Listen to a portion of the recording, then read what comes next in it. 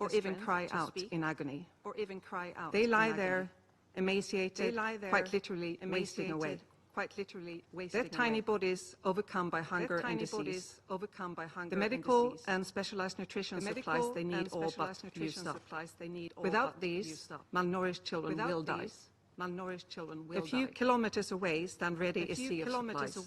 Thousands upon thousands of truckloads of life-saving items, all blocked. The government of Israel could end this famine tonight if it should choose to, and then end its deliberate obstruction and let humanitarians do our work. Instead, there are reports of escalation in Israeli military activity in Gaza City, more attacks on hospitals, more killing. Mr. President, at our child-friendly spaces, children draw what we call wishing clouds so that they can imagine a better future. In Gaza, children used to wish for school or peace or to see their friends again. Once the total siege began in March, children would increasingly tell us that they wish for food, that they wish for bread. These past few weeks, more and more children have shared that they wish to be dead. One child wrote, "I wish I was in heaven where my mother is. In heaven there is love, there is food and water. Children are being killed in Gaza by bombs, bullets and now starvation. An entire generation at risk of being wiped out. Every decision maker in every capital in the world, everyone in this room, has a legal and moral responsibility to act to stop these atrocities. Famine means that there are no more breaking points and no more alarm bells. It is the worst case scenario. We told you this was coming, loudly and clearly. It has been constructed by design for 2 years. Famine is a technical term. It is determined by an independent, globally respected body known as the IPC. When there is not enough food, children become acutely malnourished and then they die, slowly and painfully. This, in simple terms, is what famine is. By measuring a child's weight related to their height and their upper arm to assess the amount of body fat and muscle they have left, we can objectively measure in real time the slow descent into the horror of starvation. The lives of at least 132,000 children under the age of 5 in Gaza are now at risk of acute malnutrition. This number has doubled since May 2025.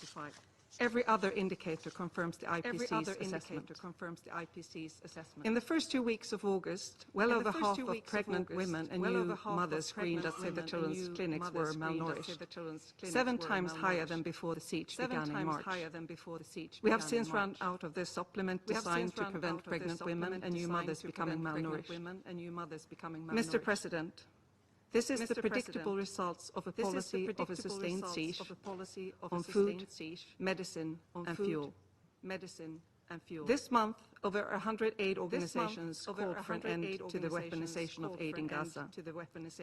These NGOs have worked in the occupied Palestinian territories for decades and are trusted and experienced. Israeli authorities have rejected requests from dozens of NGOs to bring in life-saving goods to Gaza and have tied continuous operations to new registration rules. These registration rules require impartial humanitarian actors to take actions that are unlawful, unsafe and incompatible with humanitarian principles.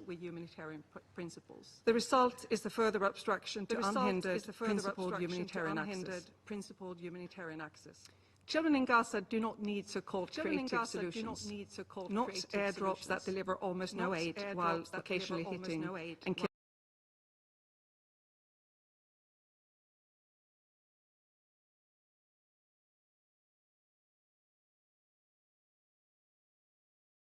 maimed and humiliated, collecting scraps of food, or watching their loved ones waste away before their eyes. Families we support increasingly refer to these distribution points as the jaw of death. Instead, children in Gaza need member states to take action.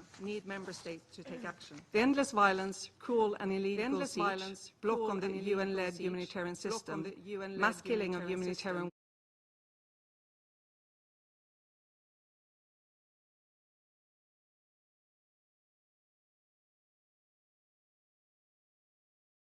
its turn is causing famine. Independent entities mandated to conclude and determine whether atrocity crimes and war crimes are taking place have done so.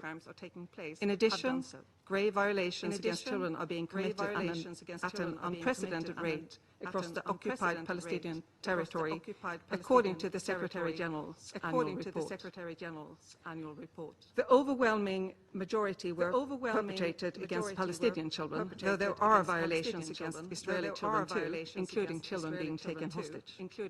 Every child has the right to survival, to safety, and to a future. Any violation is a breach too far. Violence in the West Bank have been escalating at an alarming rate.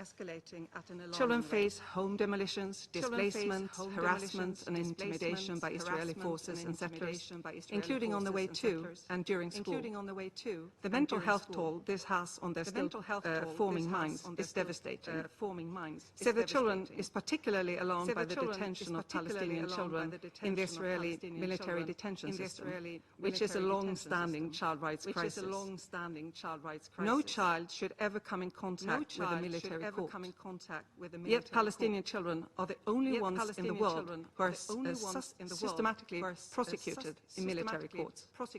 These courts do not meet international juvenile justice standards. It is an abusive, inhumane system where children consistently report being physically, emotionally, and sexually abused, humiliated, and starved. Children held in this system must be released immediately to prevent further harm and protect them from practices that could amount to torture. The military detention of Palestinian children must end. There must be accountability for all crimes committed against children, against civilians and hostages. Mr. President, children in Gaza urgently need the following: an immediate and definite ceasefire and the release of all children deprived of their liberty, including hostages and children held in military detention. The government of Israel must lift the siege and let the aid flow. The only way to achieve this is through unimpeded UN-led coordination. Member states must take action, support accountability mechanisms, end armed transfers, refuse to fund militarist aid schemes, do not risk complicity in atrocities. Members of the Security Council, I would like to conclude by explaining briefly what malnourishment and starvation means for a child. After one day without food, children begin to change. They suffer a loss of energy, concentration, and become upset. After several days without nourishment, their body starts to degrade. Their bodies begin consuming their own fat to survive. They lose their appetite and become unable to focus. After 2 weeks, the process accelerates, and their small bodies rapidly deteriorate. Heart, liver, kidneys weaken, infections spread with ease as their immune system collapses. They become vulnerable to diarrhea, pneumonia, sepsis. At this stage, there is no fat left, so the body begins to literally consume itself, slowly, painfully eating the muscles and other vital organs. Belly swell and skin becomes fragile. At 3 weeks, the process of starvation has reached its final catastrophic phase.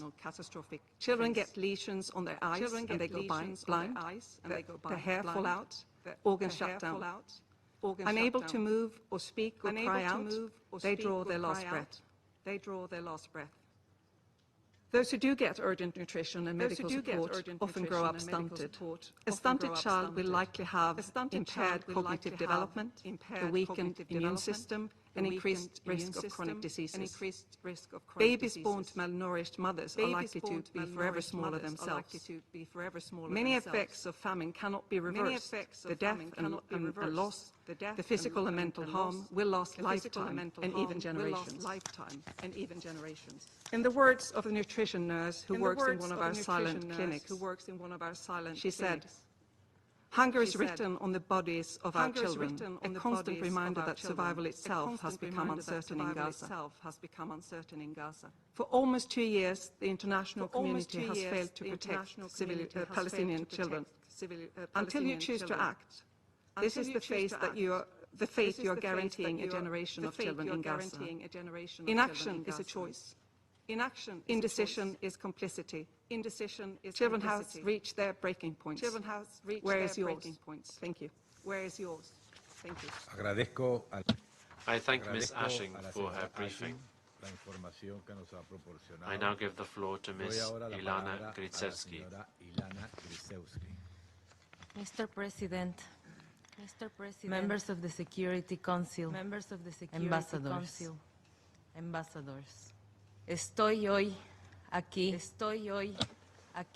I am here today before you, not just to raise my voice, but also for those who are not able to be here today, those who have still been kept hostage, or those who were brutally assassinated. My name is Ilana Gritsevsky. I was born in Mexico into a Jewish family, profoundly connected to Israel. My home was always full of traditions and customs linked to Israel. One of my memories of childhood is to understand the work undertaken by many international organizations such as the UN and UNICEF. When I was in school, we always proudly promoted the values that I had learned from the institutions. However, I'm now here, and I'm wondering, where were these organizations when I needed them most? I made Aliyah to Israel by myself. That decision was driven from my need to feel safe. Safe in a country which is free of danger from delinquents and cartels. A country where I can feel connected to my people, its culture, I have a future. Leaving everything behind wasn't easy, but I knew I was on the right path. Near us, a kibbutz near the border with Gaza, I built a home with my partner, Matan Sangauker. Our life was simple, ordinary, full of plans. I own a bakery, and later I was a manager of a greenhouse. Until October 7, shattered everything. At 6:30 in the morning, my life changed forever. That morning, Matan and I were sleeping at home, surrounded by everything we love. Within minutes, terror was upon us. We wake up to sirens, like every time before. Without imagining that this time it was not just sirens. It was an attack by armed, funded, and violent terrorists who enter our home with intention to destroy everything dear to us. At first, we heard gunshots and shouting Arabic, and immediately realized that hell was before us. We look ourselves in the same room, Matan holding the door with all his might. While tried to calm our dog Nuni and to keep him quiet, but we already know they were going house to house in our kibbutz near us, looking to kill, kidnap, and rape. It was our turn. They broke into my house, shooting in everything direction and breaking everything, until Matan could no longer hold the door of the safe room. At that moment, we jumped out the window in an attempt to escape death. In that moment, I lost contact with Matan. I hid behind a cabinet on the back porch of my neighbors, Gadi and Judith's house. Gadi Hagai and Judith Weinstein Hagai, like so many others in Iran, were murdered on October 7, and their bodies were taken into Gaza. Slowly, I hear the sound of dry lives breaking, and the shout of terrorists approaching. And then they grabbed me by my hair, hit me on the stomach, causing me lose my breath. They dragged me across the floor, lift me, and throw me against the wall. They put me guns at me, tried to fill me with my phone. I raised my hands, told them I was Mexican, begging them not to hurt me, not to rape me, not to shoot me, just let me go. The only thing I could think was why my family have to see me end my life like this. The terrorists beat me, humiliate me, touch me all over, threw me on the motorcycle, and took me to Gaza. I saw Niros, the place I were. We built our life, turned to ash. On the way to Gaza, when they start to touch me and sexual abuse me, I passed out. Physically and mentally, I couldn't handle it anymore. I guess my body prefers to shut down. They keep beat me because for them I was a prize. I wake up in a storm rain house, lying half naked on rocks, surrounded by Hamas terrorists. I had to beg not to be raped. I'm telling them I was on my period. At first they didn't understand if I was on my period or I was pregnant, but nevertheless that made them leave me alone. They threw me a hijab, a dress at me and ordered me to get dressed. I didn't know exactly what had been done to my body in those last minutes when I was in condition. But my soul already knew nothing will be ever the same. I was suffering for a fractured jaw, a broken pelvis, ear damage for explosion, and a burn leg. One of the first day, many people came to see me, to play main games. One of them fixated on me. He told me I will never leave, that I was beautiful, that we were going to marry and have children. Even if there is a deal, I will not be released. He handed me his gun, told me to play with it, and stole all my jewelry. The next day, around noon, they brought me another hostage from Niros. That gave me strength. I realized I wasn't alone. We look out for each other. After a week, our wars told us that the IDF is going to attack the house, so we need to move to a different place.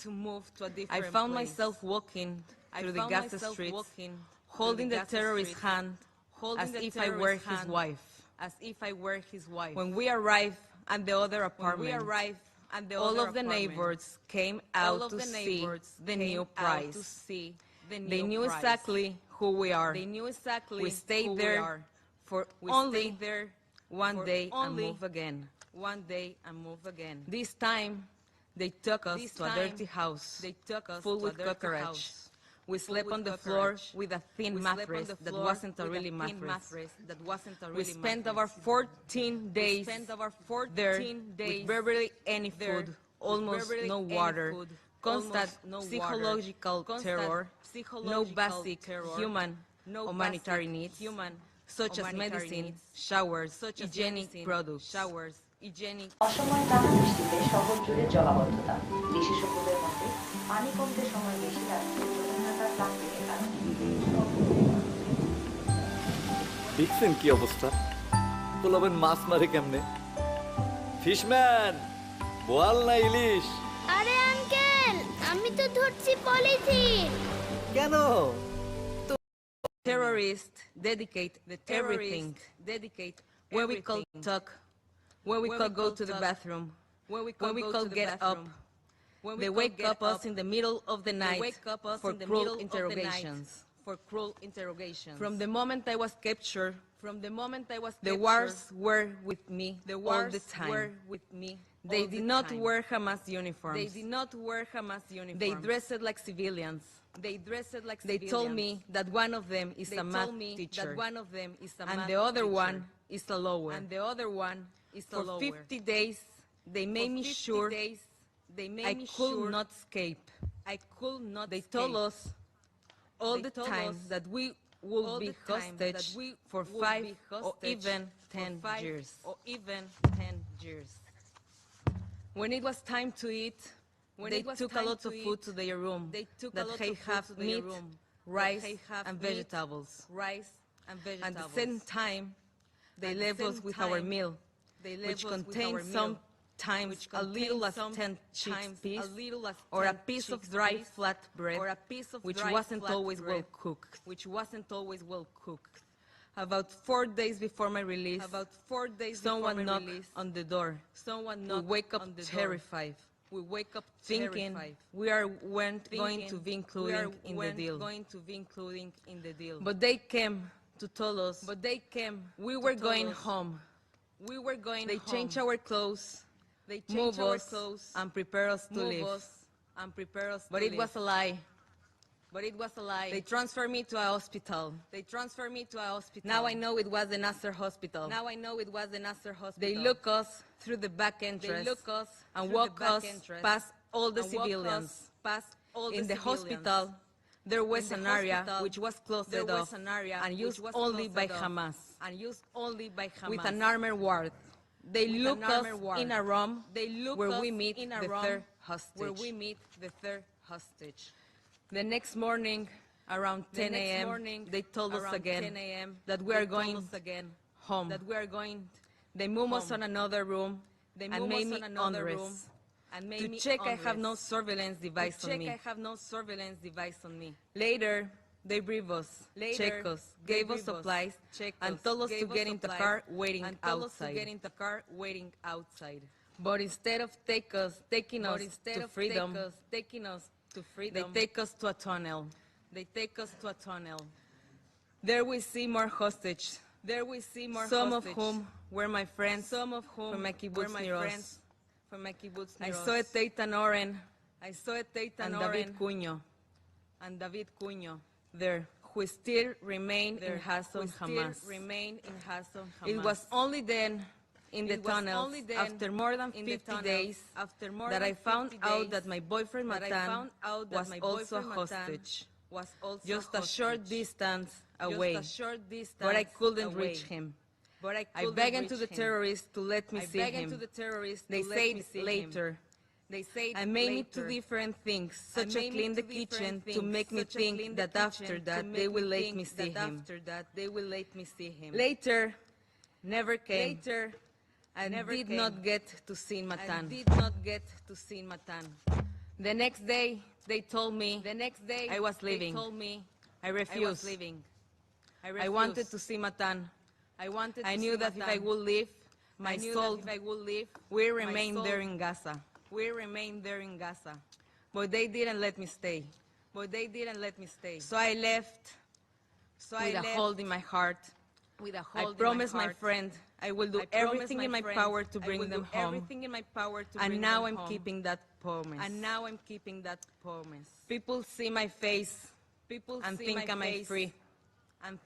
But freedom is not a switch you can turn on and off. Trauma doesn't vanish once you are released.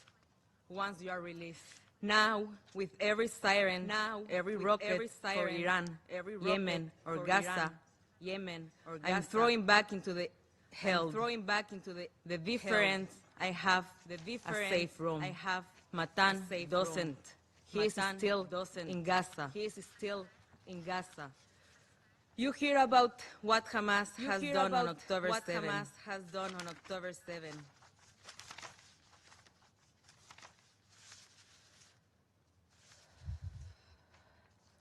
Women were raped, abused, and humiliated. And the world chose silence. Why is our pain treated as less? Why our histories questioned, denied, erased? I am here not just for myself, but for every woman and man who didn't make it home, for every voice which was ignored, for the 50 hostages still in Gaza, for their families. I'm calling on human rights groups and everyone who claims to care, stand with us, speak up, demand the truth, because silent is betrayal. Matan, stay strong. Don't lose hope. Your mom, sister, our dog Nuni, and I are all waiting for you. También estoy aquí. I'm also here. I'm also here today as a Mexican woman, because that's where I was born, where the cartels kill and torture people. They call them as they are. Terrorists, criminals, delinquents. The world doesn't hesitate to condemn them. So that's why I wonder why Hamas, who burn children alive, rape women, and mutilate bodies, kidnap children and adults, why are they not condemned in the same way? Why is Hamas considered differently? Why is it not considered the terrorist group that it is? Why are Jewish victims questioned, and why are our accounts questioned when others are immediately believed? This is a double standard, and it's hypocritical. It's not just hypocrisy, it's betrayal. So the Council, do not turn away. Do not look for excuses. Do not allow political divisions to silence the voices of victims. Use your influence, your power, your responsibility to demand the unconditional release of every hostage. No tomorrow, not in some distant future, but now. We need to make a deal. People in Israel want this war to end. Bring them home. Bring Matan home. Bring all of them home. Only then I will be able to begin to heal. Only then can the hostages' families begin to heal. Only then we will begin to believe again in the values that the Council was created to uphold. Mr. President, Excellence, I was released after 55 days, but my soul remains in captivity with Matan and all the hostages. Until they return, no one of us free. Really, thank you so much. Thank you so much. I thank Ms. Gritsevsky for her briefing. I will now give the floor to those council members who wish to make statements. I give the floor to the representative of the Republic of Korea. Thank you, Mr. President. Thank you. I would also like to thank Deputy Special Coordinator Ramiz Allah Khobor, ASG Joyce Umsuya, and Ms. Inger Ashing of Save the Children International for their briefings. In particular, I would like to thank Ms. Ilana Grachevsky for her courage and sobering testimony. And I do sincerely hope a swift and safe return of her partner, Matan. Mr. President, earlier this week, the entire world witnessed yet another killing of medical staff and journalists by attacks of the IDF. directly targeting a hospital. As Secretary General Guterres pointed out, I quote, these latest horrific killings highlight the extreme risks the medical personnel and journalists face in Gaza. I unquote. We are gravely concerned with the repeated pattern of attacks, incessant killings of civilians, medical staff, and journalists. We note the IDF's confirmation of the strikes and its intentions to launch an immediate inquiry. However, a mere inquiry is not enough. Since the war broke out, we have witnessed a series of investigations resulting in no concrete measures. Thus, we call for transparent and independent investigation on all possible violations of international humanitarian law, as well as full accountability for all violators. Mr. President, far too many innocent people have been killed in this war, sparked by the terrorist attacks by Hamas on October 7th, and Israel's massive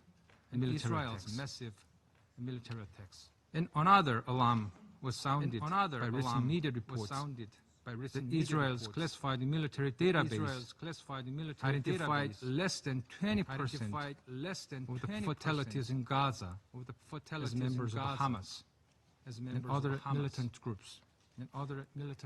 Yet even before these reports, we already knew through numerous statistics, daily reports, testimonies, and video clips, the scores of innocent civilians, including women and children, and aid seekers are being killed every single day. Thus, we reiterate our strong call for the protection of civilians by all parties in accordance with international humanitarian law. Humanitarian workers, medical staff, and journalists must be protected. And we call on Israel to allow international journalists to enter Gaza and report back with accuracy what is happening there. Mr. President, we are also deeply dismayed by the recent IPC report confirming the famine already happening in Gaza. As USG Tom Fletcher mentioned, it is unconscionable that a man-made famine is happening now in the 21st century, despite so many warning signs. We call on Israel to immediately lift all restrictions against the entry and distribution of humanitarian aid. We are aware of elevated efforts to expand delivery of aid inside Gaza, including the airdrops.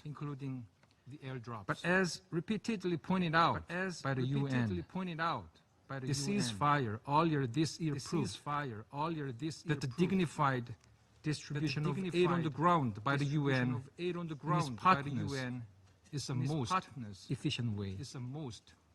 Having said that, we reaffirm our strong support for the humanitarian system and relevant agencies, including the OCHA and UNRWA. We all are aware of the best way to protect civilians and to flow Gaza with aid, an immediate ceasefire and release of hostages, expanding military operations, including an attempt to take control of Gaza City, will only exacerbate the humanitarian crisis in Gaza. Reiterating our steadfast demand for the release of all remaining hostages brutally held by Hamas. We urge parties to this conflict to faithfully engage in the negotiations to secure a ceasefire in Gaza. And we continue to believe in the tireless efforts by mediating countries, including the U.S., Qatar, the U.S., and Egypt. Mr. President, while our attention is mainly focused on the horrific tragedy in Gaza, we must not lose sight on the worsening situation in the West Bank. The decision by the Israeli government to resume the construction of the E1 settlement is of major concern. It will not only hamper the prospect of the two-state solution, by effectively severing the contiguity of the West Bank, but will also deepen the instability and insecurity in Israel and Palestine, as well as in the wider region.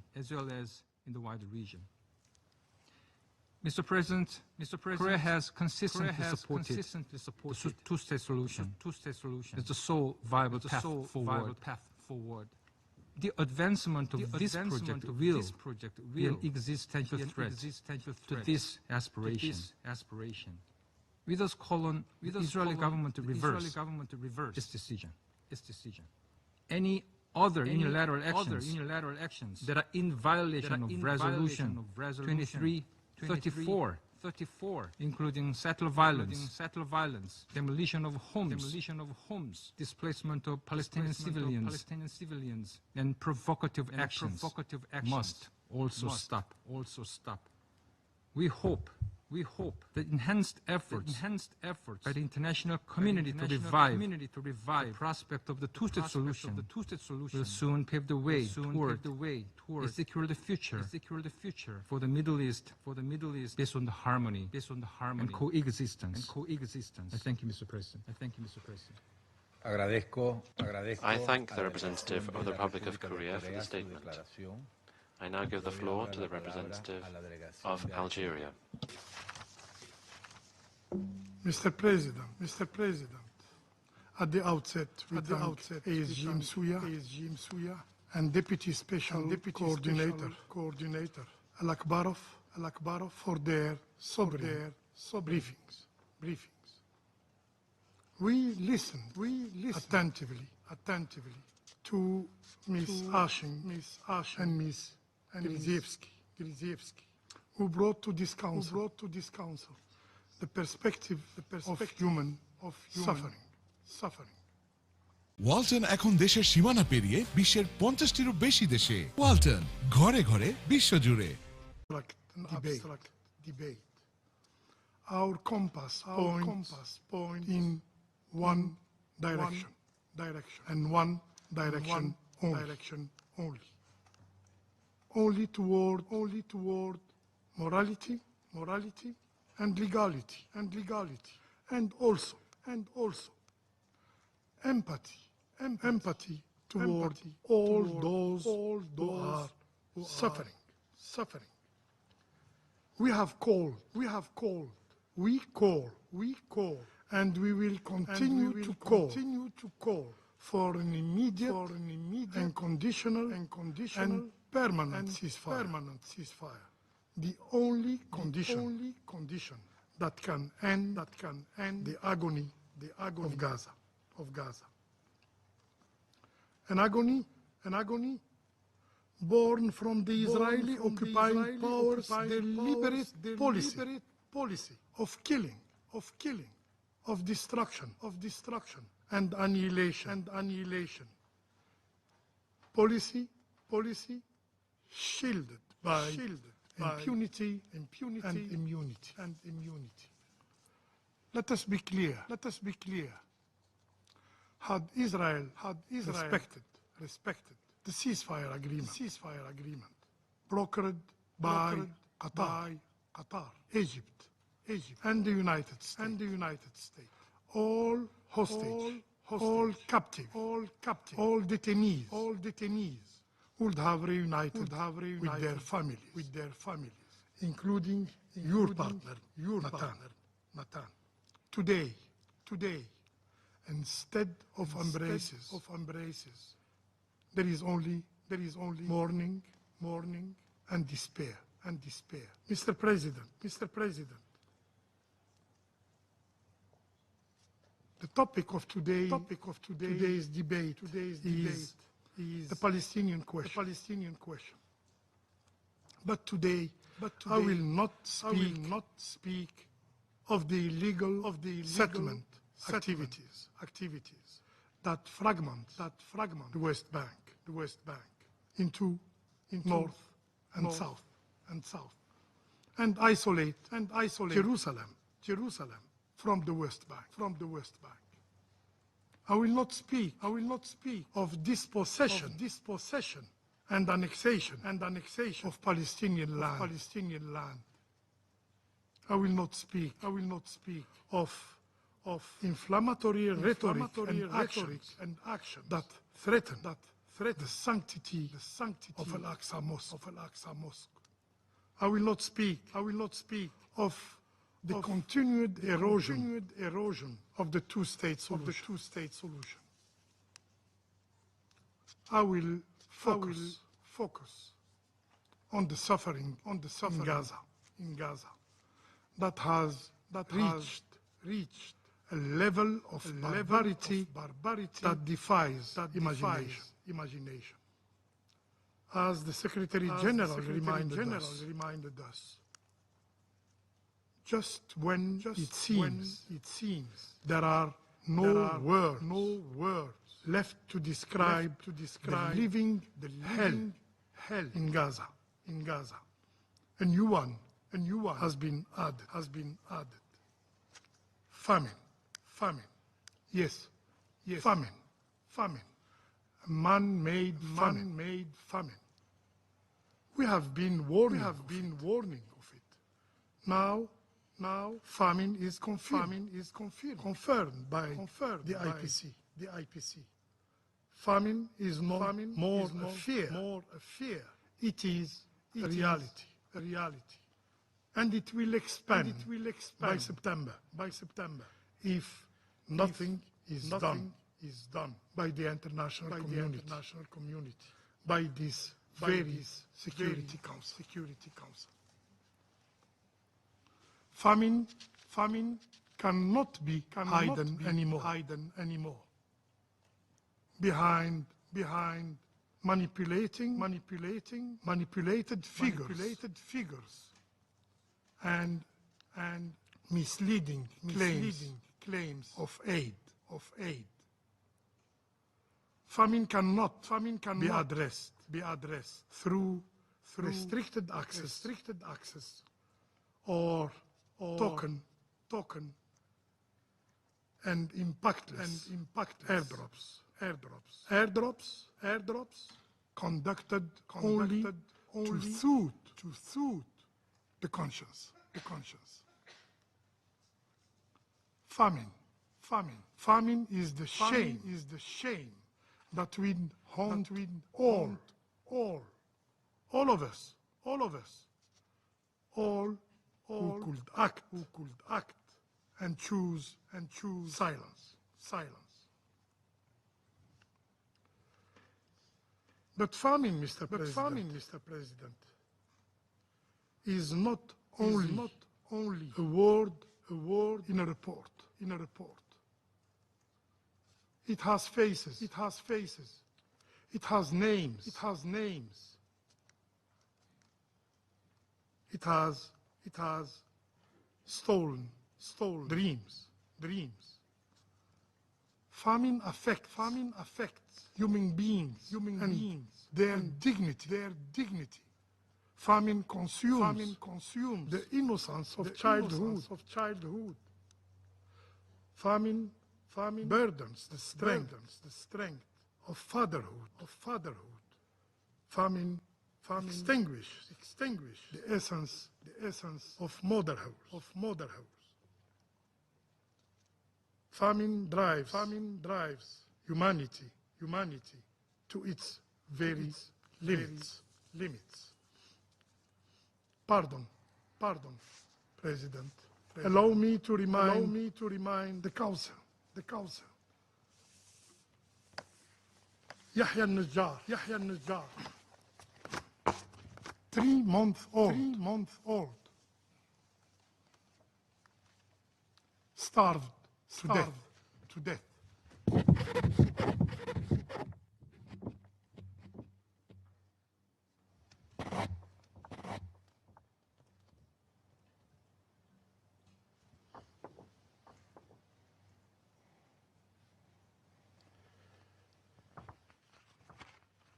his mother, words, cut deeper than any statistic. I quote, he survived his last 4 days only on water,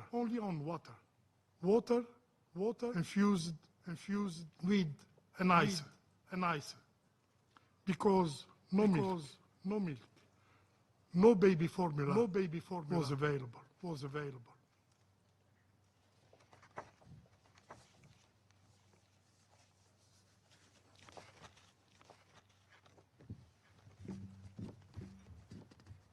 Yazan Abu Ful, 2 year old. He is still alive. He stands shirtless in the hand of his father. Do you have children? Do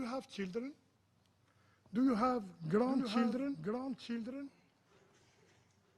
Imagine being Yazan's parents, empty of despair, watching the candle of his life drop while powerless to help. Yazan Abu Fil, 2 year old.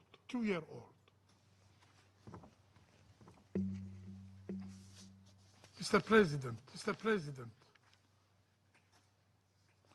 this is the reality. This is the grim reality that the Israeli authorities wants to conceal.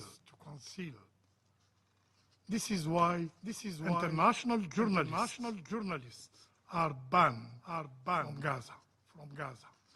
This is why Palestinian journalists are deliberately targeted and assassinated. 245 of them have lost their lives. Late August, the IDF, Israeli Defense Forces, deliberately killed 6 journalists. They carried nothing but the word, but the image, and they raised nothing but their voices. The word. This very Security Council did nothing after this crime. And so, the Israeli occupying power repeated the same pattern. This Monday, the day before yesterday, at Nasser Hospital, 5 more journalists were killed, were assassinated. Among them was Maryam Abu Daqqa, a beautiful mother. She was 33 years. Her armor was her press vest. Her weapon, a camera.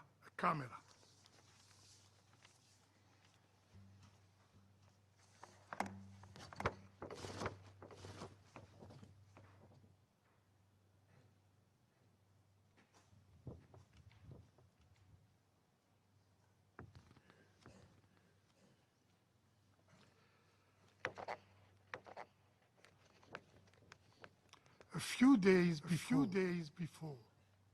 she wrote on X a letter to her to her 13-year-old. His name is Right. In this letter, she left words that carry more weight than any official statement. And I quote, Right, you are the heart and soul of your mother.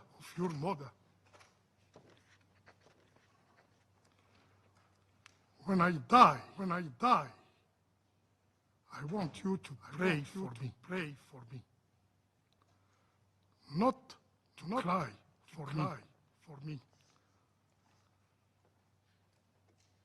I want you never to forget me. I did everything to keep you happy and safe. And when you grow, when you marry,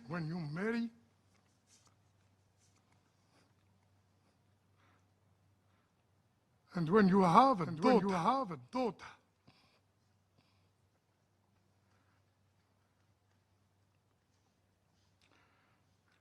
name her Maryam, after me.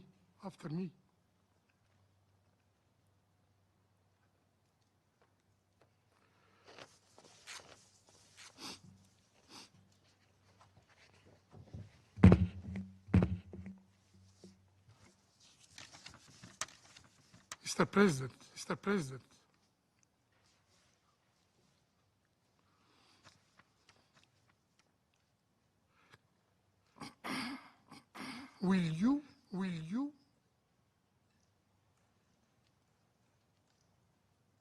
will this council persist as a theater of lamentation?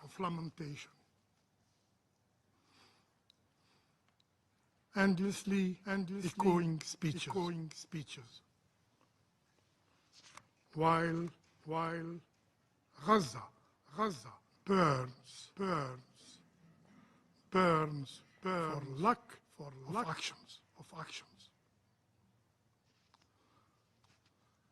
This council must act as a matter of duty, a moral duty, a legal duty.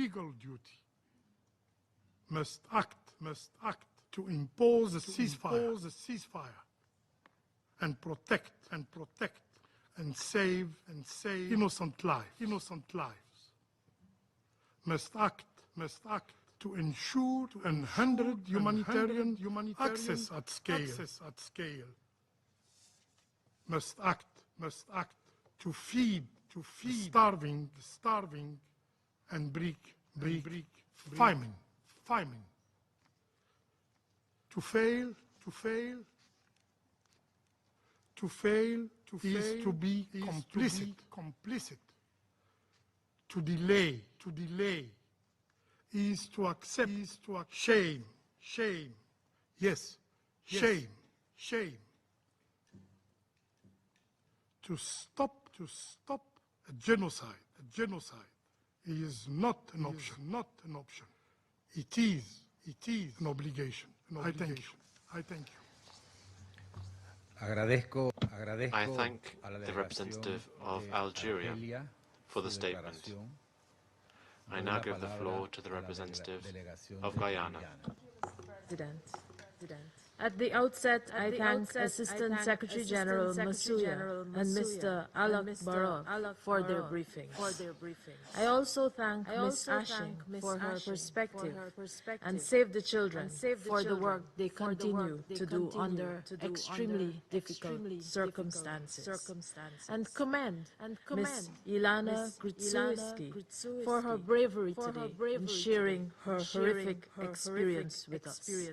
No person should be made to endure such an ordeal, and we remain ready to work with fellow council members to bring an end to the suffering of all civilians who are experiencing suffering on account of the protracted Israeli-Palestinian conflict.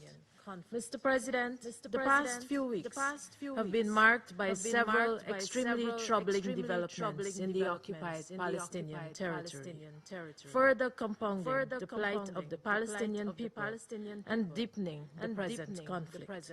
Among those developments was the declaration of famine in the Gaza governorate by the Integrated Food Security Phase Classification (IPC), with Deir al-Balah and Khan Yunis governorates projected to experience famine in the coming weeks.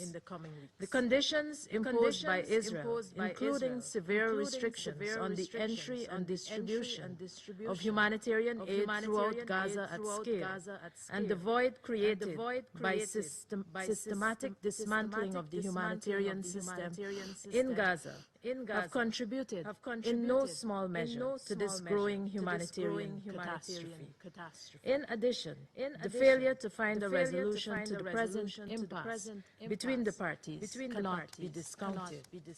The aggregation of these factors has exacerbated the catastrophic humanitarian situation in Gaza, causing a purely man-made famine to take hold. Children are suffering the most, their small bodies wasting away from lack of food and nutrition. Guyana calls on the United Nations, including the Security Council, to exercise its responsibility to protect innocent Palestinian civilians who are suffering the indignity of dying from starvation. Mr. President, another element of concern is the fate of professionals operating in Gaza, or the denial of their entry into Gaza to render life-saving support. Doctors and other medical personnel have been unable to access visas to enter Israel. Many medical personnel have also been killed and injured in attacks on hospitals. Journalists continue to be fatally attacked, including during Monday's horrific attack on the Nasser hospital. We condemn these actions in the strongest terms and underscore that humanitarian workers and journalists are protected under international humanitarian law. We therefore call on the Israeli government to ensure their safety, to investigate the circumstances surrounding the death of those killed during the hostilities in Gaza, and for all perpetrators to be brought to justice. Mr. President, the situation in the occupied West Bank, including East Jerusalem, also remains a point of grave concern for my delegation. Illegal settlements continue unabated, accompanied by violence, displacement, and dispossession. The recent decision to advance the El Settlement plan represents another grave threat to the two-state solution, specifically the contiguity of the Palestinian state. We are also concerned by the direct attacks on Palestinian livelihoods in the occupied West Bank. We have noted, for example, the 29 documented settler-related attacks between 12 and 18 August, at least 23 incidents involving damage to Palestinian property. These attacks destroyed nearly 700 trees and vines, mostly olive and grape, which were uprooted, cut down, or burned alongside the torching of an animal barracks and the vandalism of a water network. What purpose do these actions serve but to further impoverish Palestinians? We call on Israel to abandon its colonial secular policies and practices, which are a source of great oppression to the Palestinian people. Mr. President, allow me to conclude by reiterating the following appeals. First, we reiterate our call for an immediate, permanent, and unconditional ceasefire in Gaza. Second, we call for the immediate and unconditional release of all hostages still held by Hamas and other armed groups in Gaza.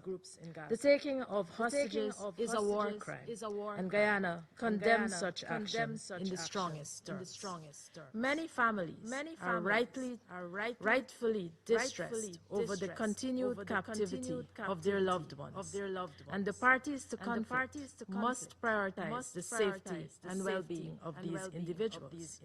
We are equally concerned about the ongoing and arbitrary detention of Palestinians in Israeli jails and call for their release. Third, we call on Israel to lift all restrictions on the entry and delivery of humanitarian assistance throughout Gaza to ease the massive suffering of the civilians. Finally, we call on fellow members of the Security Council to work together to bring a swift end to the Israeli-Palestinian conflict and to offer international protection to the Palestinians. A just and comprehensive solution to the conflict must involve Israel's full withdrawal from the OPT and the implementation of the two-state solution. It is our duty to ensure that this is done. Guyana remains prepared to contribute to these efforts.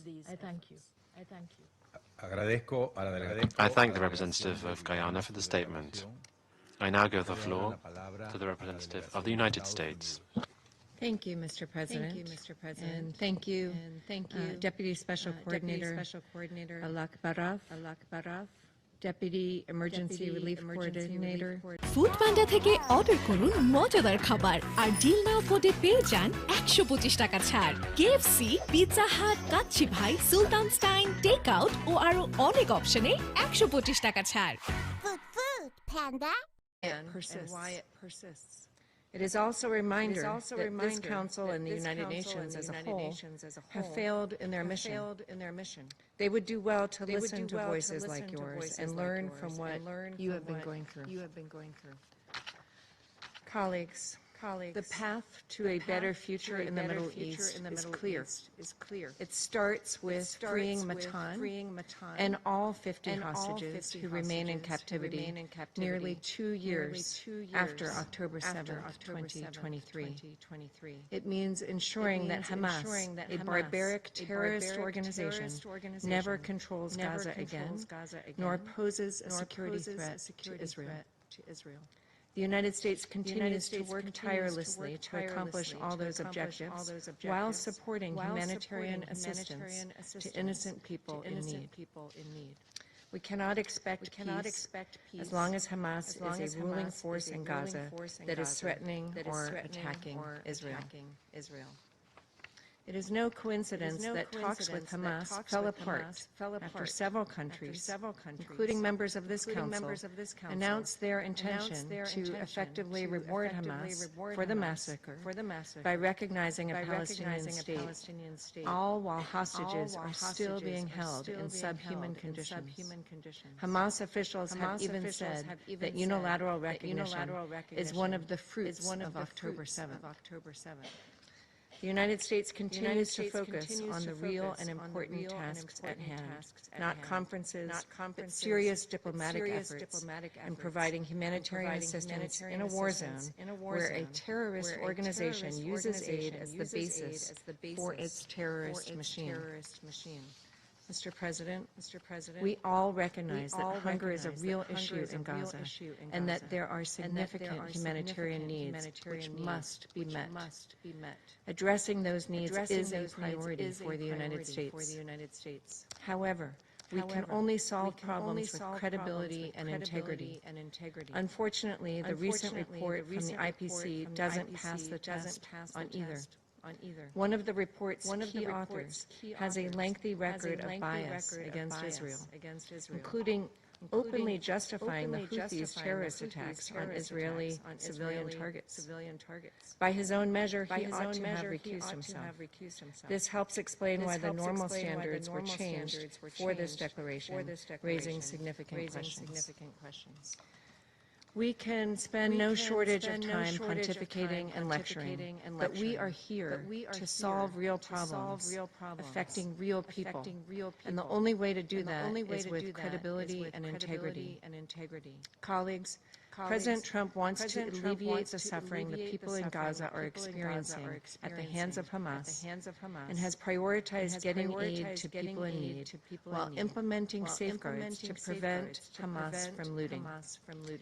As of August 26, the Gaza Humanitarian Foundation has delivered more than 140 million meals directly to civilians in Gaza, 1.5 million meals just today. UN data on the UN's own deliveries tells a different story. Between May 19th and August 25th of this year, over 85% of trucks and 62,000 pallets of aid were intercepted in transit in Gaza.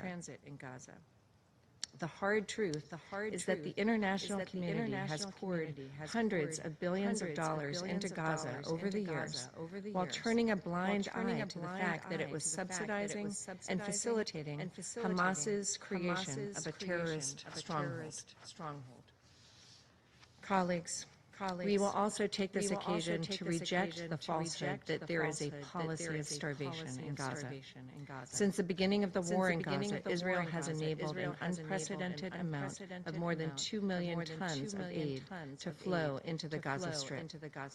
We are working closely with the government of Israel to increase the flow of aid without benefiting Hamas and are seeing tangible results. Instead of echoing false narratives which only embolden Hamas, prolong the war, and hurt civilians in Gaza. We urge the UN and the rest of this Council to join us in working constructively to deliver aid to civilians that doesn't benefit Hamas. Rather than accept mass diversion of aid as a fait accompli, the United Nations, Council members, and IPC partners should support other mechanisms, including the GHF. We have also seen the Jordan corridor and the facilitation of commercial deliveries of food and other supplies into Gaza, and airdrops by Jordan, the UAE, and other international partners. The United States stands prepared to contribute toward real efforts that will supply life-saving aid to people on the ground in Gaza. Mr. President, we share the same dedication to the hostages underground, starved in tunnels, suffering through Hamas's captivity. Hamas must immediately free all remaining 50 hostages, living and deceased. The reality is that this war could end today if Hamas freed all the hostages and surrendered. We urge the UN Security Council and all members to play a constructive role, call for the immediate release of remaining hostages, hold Hamas to account, and demand it disarm and leave Gaza. Mr. President, we understand that Israel has expressed deep regret for harm to civilians and has already released findings from its investigation into the strikes on Nasser Hospital. The IDF concluded 6 Hamas members, one of whom had participated in the October 7th attacks, were killed when the IDF struck the site Hamas was using to monitor troops at the hospital. We note the prompt nature of this investigation and response and call on this Council to condemn the continued use of civilian infrastructure by Hamas. We also acknowledge a stable West Bank keeps Israel secure and is in line with this administration's goal to achieve peace in the region.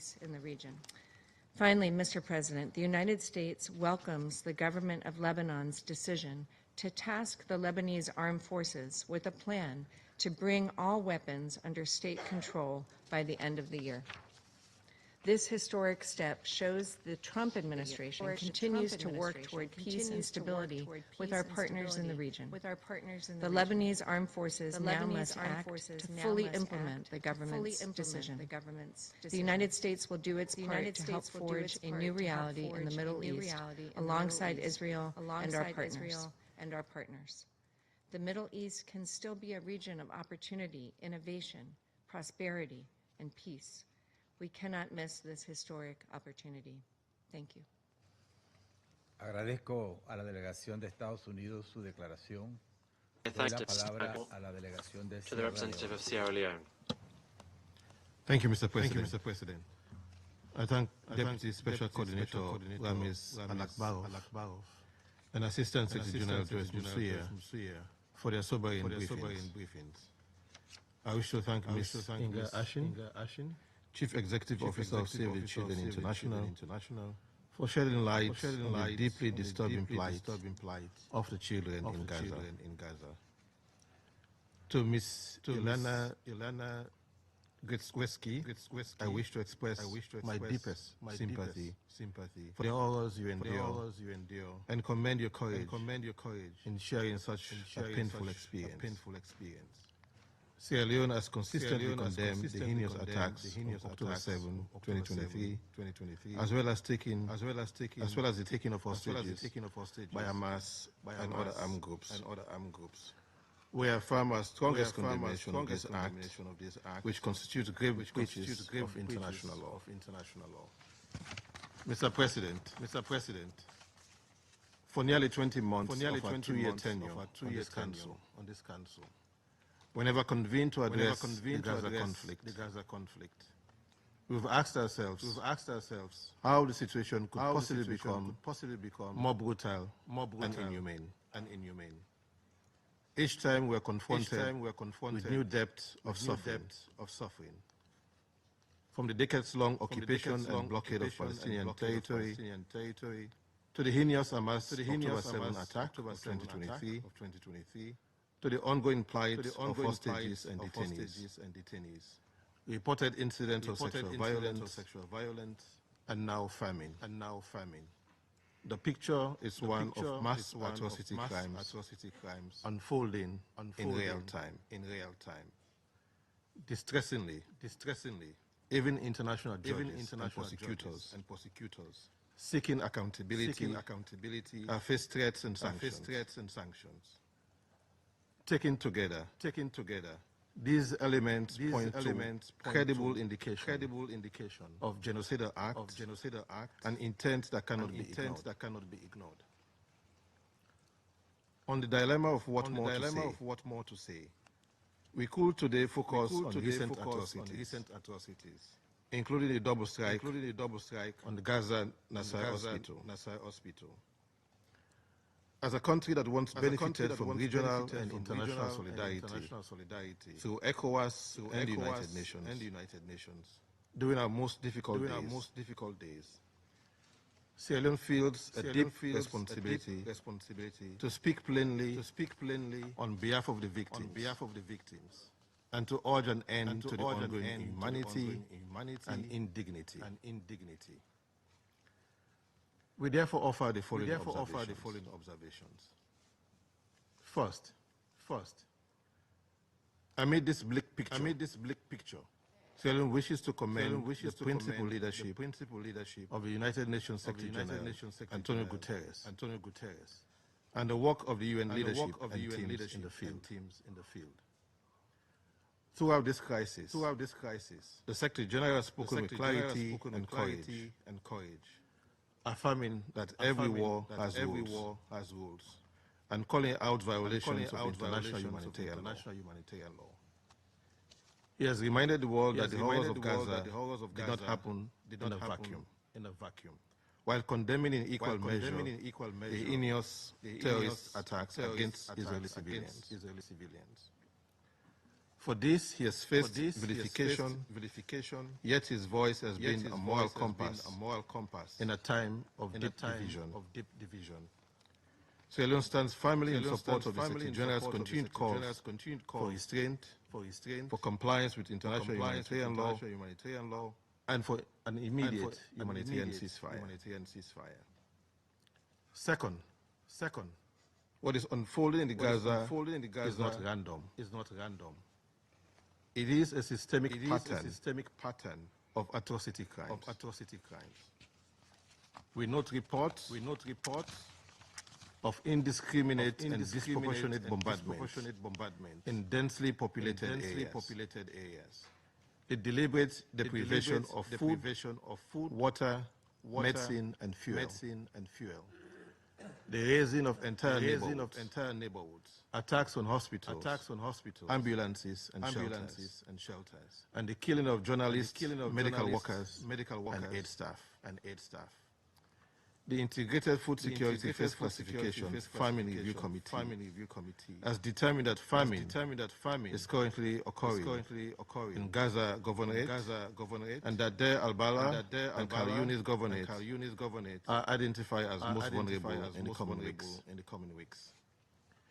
This Gaza famine is not a natural disaster. It is man-made. The result of deliberate obstruction and denial of humanitarian assistance, as we've had from Ms. Ashin. Under international law, genocide includes killing members of a group and inflicting conditions of life calculated to bring about its physical destruction in whole or in part. Today in Gaza, we see undeniable warning signs of exactly such destruction being inflicted on a civilian population.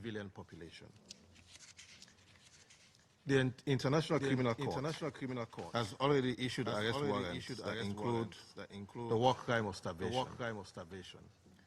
The International Court of Justice has ordered the government of Israel to take all measures to prevent genocide and to enable humanitarian relief. Yet, the devastation continues, and the orders of the ICJ are openly disregarded. The pattern, regrettably, is not confined to Gaza. In the West Bank, including East Jerusalem, we see a parallel strategy, a surge in settler violence, the expansion of illegal settlement, and plans that threaten to sever territorial contiguity. Entire communities have been uprooted, with the clear effect of rendering life unviable for Palestinians, and making the two-state solution increasingly unviable. Salim views this development with grave concern. The parallels to ethnic cleansing are unmistakable. Third, we must also note the systematic assault. On truth itself. The Secretary General has been subjected to campaigns of vilification. Simply for speaking. The United Nations and its agencies have faced accusations, unsupported even UN facilities, including schools and shelters, undermining their essential humanitarian. Journalists and media workers have paid with their lives in unprecedented numbers. News bureaus have been bombed. And communications cut, and reporting stifled. Medical personnel, doctors, nurses, and paramedics have been attacked in clearly marked facilities and ambulances. Independent experts have described this as a war on healthcare. At the very least, these attacks amount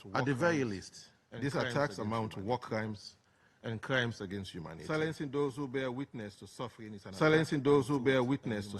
an attack on truth and human dignity. Without truth, unchecked. Atrocity flourishes. We therefore call on all parties to respect the independence of the United Nations and ensure the safety of humanitarian actors and medical workers, journalists and medical workers. Mr. President, this council was created to respond to threats to international peace and security, and to prevent the very horrors we are now witnessing. Despite overwhelming evidence of atrocity crimes, our response has been disturbingly paralyzed. This echoes the darkest chapter of the 1990s. When the council was rebuked for its failures. In Rwanda, during the genocides in Rwanda and Srebrenica. Then the world asked how the international community could stand by in silence. Today, the same question will be asked. Today, the same question will be asked of us in our failure to act.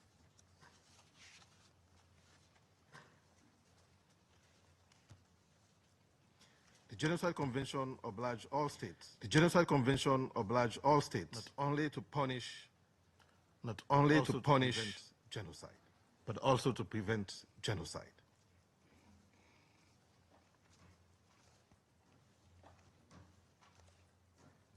Inaction or paralysis. Inaction or paralysis. Clear warning signs. In the face of clear warning signs, neutrality. It's not neutrality. It is complicity. It is complicity. Inaction and indifference. Inaction and indifference may equal complicity. May equal complicity. Future generations will look back.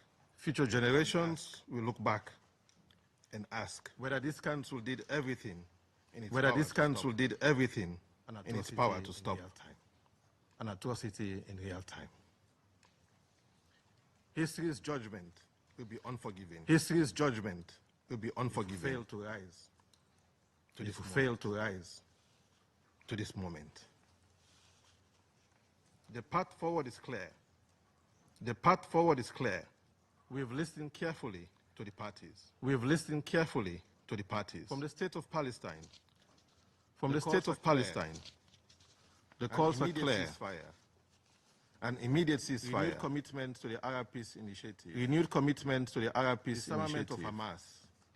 And disarmament of Hamas. Pursuit of a two-state solution. Reinvigorated pursuit of a two-state solution. From Israel. We hear the imperative of freeing hostages. We hear the imperative of freeing hostages. The need for security. The desire to live in peace. And the desire to live in peace and normalization with Middle Eastern states. These objectives are not mutually exclusive. These objectives are not mutually exclusive. They are interdependent. They are interdependent. The cessation of hostility. A cessation of hostility to save Palestinian lives is indispensable to save Palestinian lives and uphold their rights. Just as the release of hostages. Just as the release of hostages. Security guarantees are indispensable. And security guarantees are indispensable for Israelis. There must be an immediate, comprehensive, and sustainable humanitarian ceasefire. There must be unfettered humanitarian access. There must be unfettered humanitarian access. With all crossings open for food, medicine, with all crossings open for food, medicine, fuel, and water. There must be the immediate and unconditional release of all hostages. There must be the immediate and unconditional release of all hostages. And humane treatment of all detainees. And humane treatment of all detainees. There must be an end to the collective punishment. There must be an end to the collective punishment. Hospitals and attacks on civilians. Journalists. Hospitals and UN facilities. Journalists and UN facilities. There must be accountability for atrocity crimes. There must be accountability for atrocity crimes. To the International Criminal Court. To the support for the International Criminal Court mechanisms and UN's investigative mechanisms. These councils will also consider measures, including restrictions of armed transfers, to halt the means by which atrocity crimes are being committed. The core purpose of the United Nations is to save. Succeeding generations and to affirm scourge of war in fundamental human rights. And to affirm faith in fundamental human rights. In Gaza today, we face a moral test that would define our legacy. Never again was the vow made after the genocides of the last century. But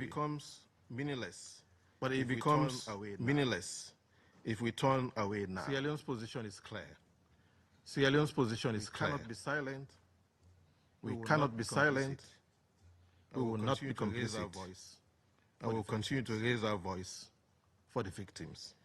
Major General Henry Kwame Ayodoho, who served as Deputy Force Commander of the UN Peacekeeping Mission in Rwanda, once recalled that when confronted with a difficult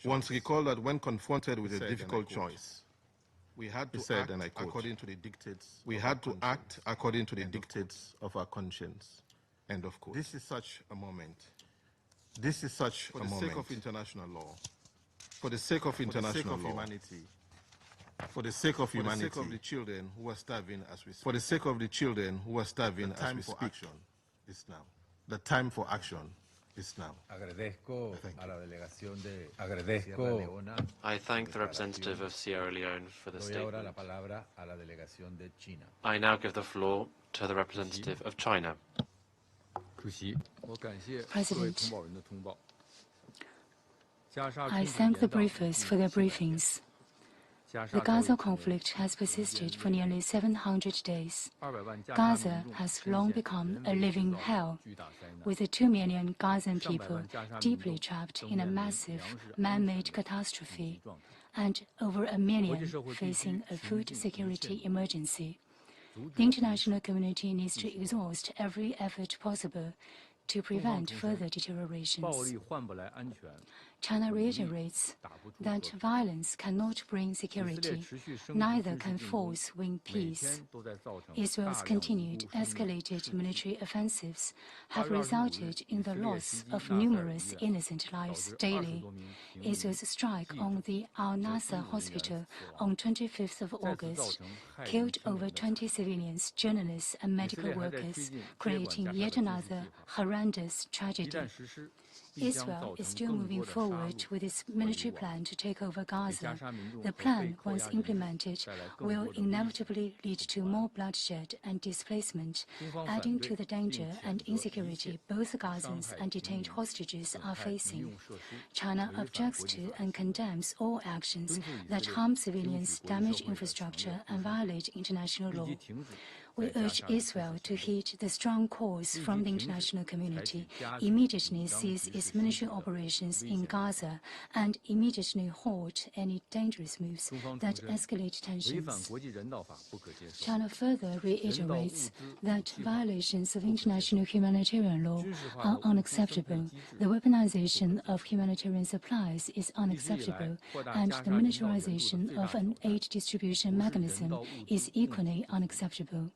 All along, the biggest challenge for scaling up humanitarian assistance in Gaza has not been the shortage of supplies or the inadequacies of the UN and other humanitarian agencies. Rather, it has always been the occupying power, Israel's lack of political will and its deliberately created obstacles.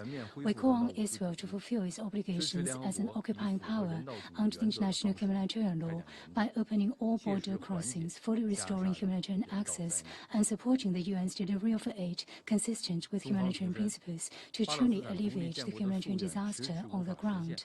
China reaffirms that the long unfulfilled aspiration for an independent Palestinian state is a fundamental reason preventing the solution to the Palestinian question and the root cause of the recurrent volatility of the Palestinian-Israeli situation. The Palestinian people's right to statehood, right to survival, and right to return must no longer be ignored. Israel's recent approval of a settlement expansion plan in the E1 area of the West Bank will severely undermine the contiguity of the Palestinian territory to the detriment of the foundation of a Palestinian statehood. The international community must build on the positive momentum of the two-state solution, reinvigorate the political prospect of the two-state solution with the utmost urgency, firmly reject any forced displacement of the Palestinian people, and oppose any dangerous attempts to annex the West Bank and Gaza.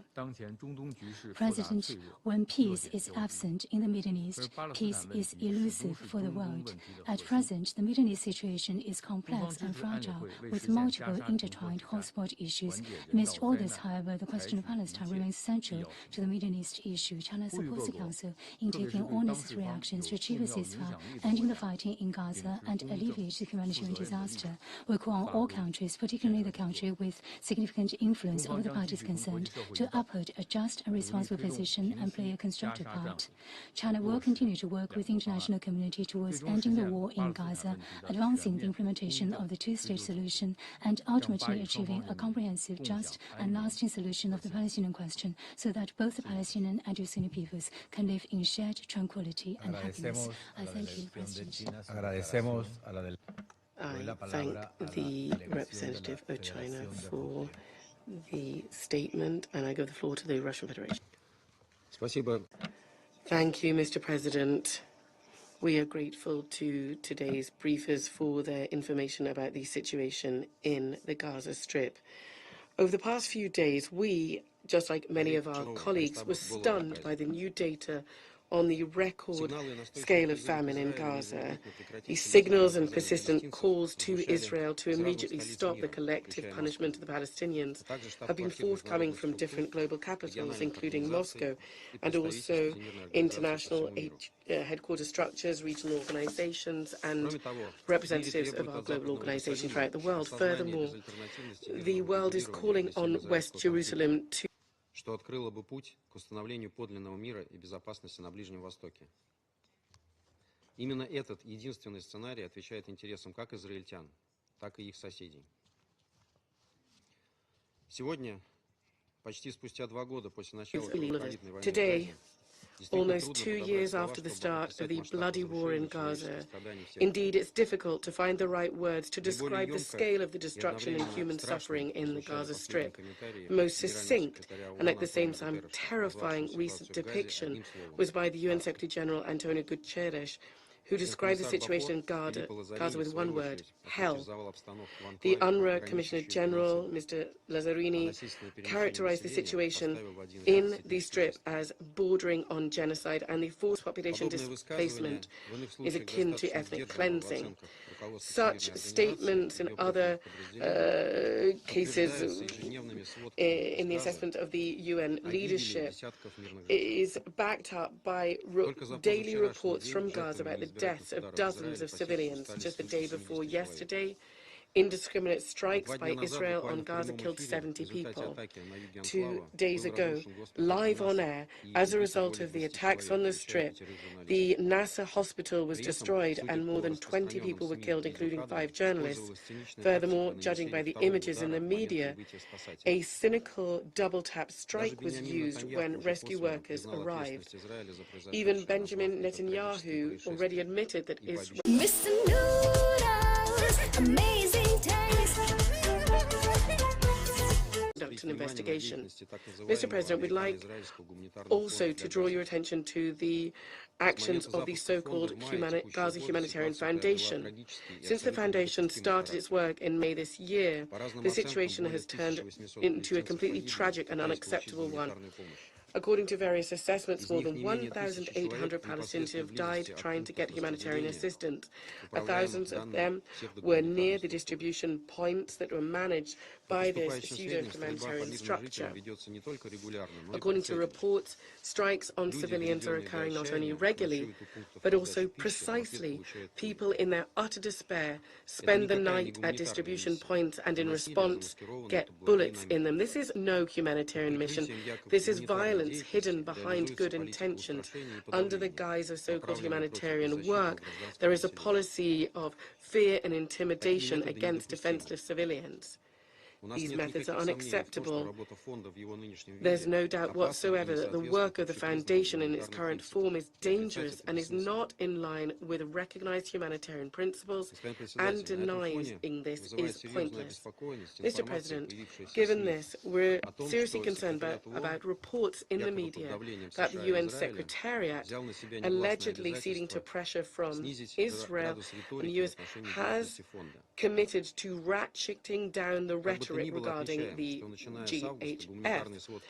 We would like to note that starting from August, whatever the situation in the humanitarian reports in the UN have de facto stopped mentioning the work of this structure. We believe that these assurances, we hope that these assurances do not reflect reality. We are convinced that the UN Secretariat cannot and should not renounce its principles, namely that humanitarian assistance should not be turned into an instrument of blackmail. We trust that the Secretary-General and the humanitarian wing of the UN will consistently and unambiguously advocate for humanitarian assistance to be provided in strict compliance with the norms of international humanitarian law and the principles of humanity, impartiality, neutrality, and independence. Mr. President, the horrific statistics of the number of victims caused by the Israeli military operation in Gaza, more than 63,000 Palestinians have died, is in no way stopping the Netanyahu government that has opted to cleanse the densely populated Gaza city and to take total control over the Gaza Strip.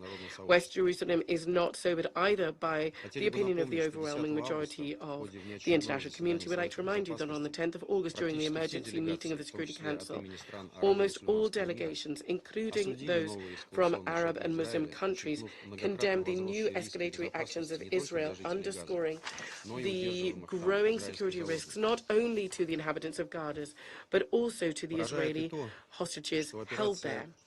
We are also surprised that the IDF operation to take Gaza City was started against a background of reports that Hamas had agreed to the proposal of the mediators to release some hostages and to a temporary ceasefire.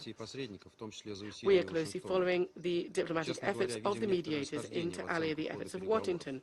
Quite frankly, we do see some discrepancies in the views on how the negotiations are going. American colleagues are always saying that Hamas is refusing to do a deal. The US delegation has been trying to convince the Security Council at least of this over the past few months.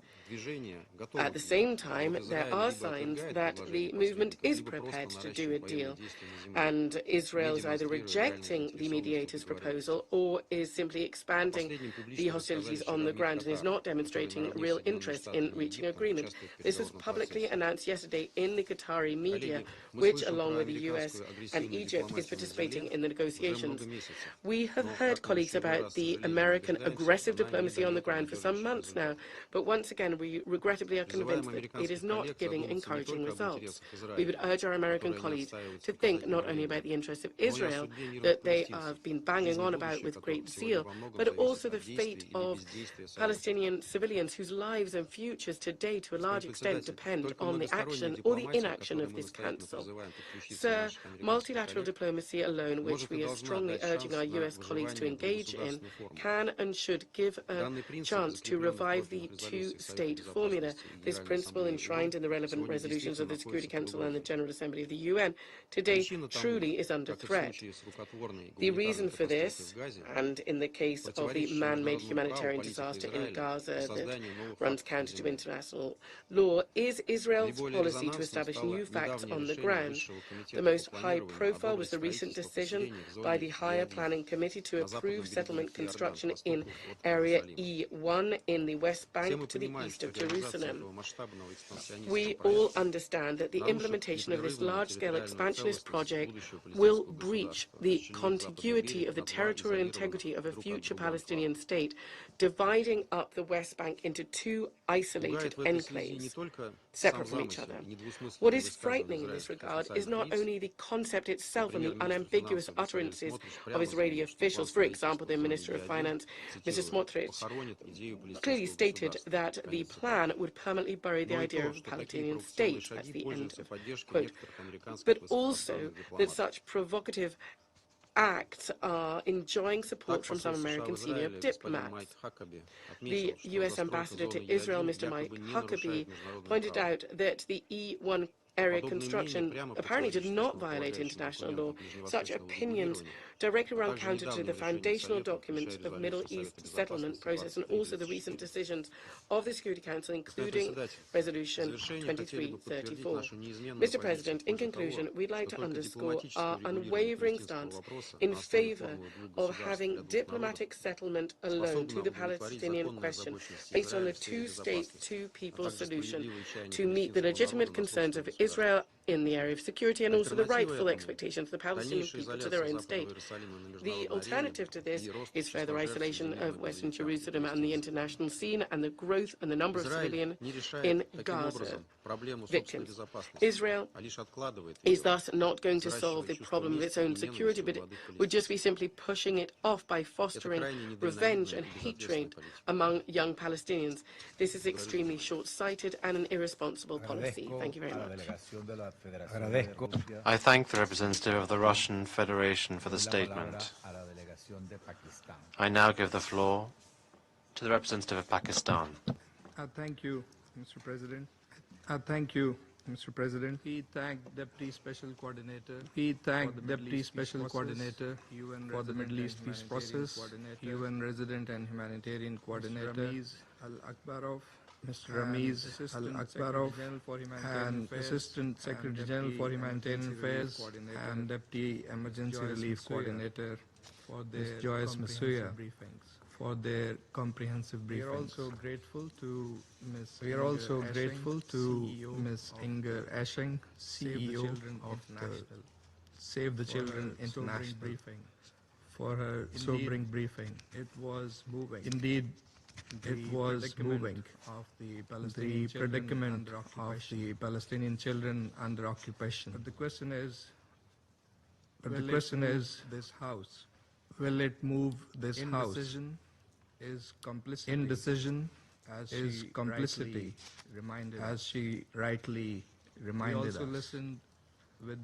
We also listened with deep empathy to Ms. Ilana Grzycki. We sincerely hope for the safe and swift reunification of her family and all of those still in captivity. And we wish the same for those thousands of Palestinians illegally detained and mistreated by the Israeli occupation for prolonged periods. There must be healing for everyone. That corresponds to the human suffering. Healing of all. That would eventually close the wounds and cure the wounds